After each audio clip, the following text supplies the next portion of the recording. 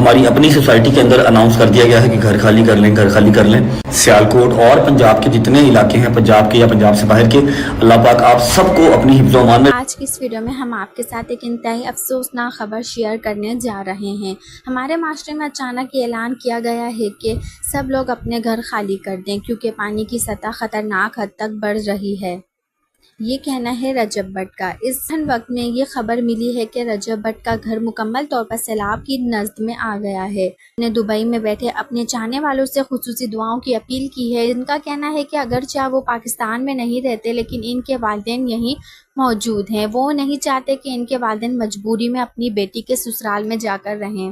دوران رجب نے بھی تمام پاکستانیوں کے لیے دعا کی اور کہا کہ اللہ تعالیٰ اس آزمائش میں سب کی حفاظت فرمائے۔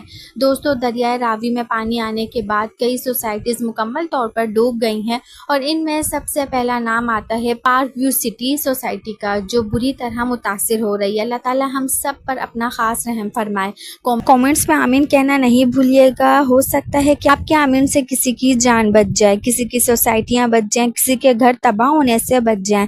ملتے ہیں ایک اور نئی ویڈیو کے ساتھ۔ اپنا ڈھیر سارا خیال رکھیے گا۔ تب تک کے لیے اللہ حافظ۔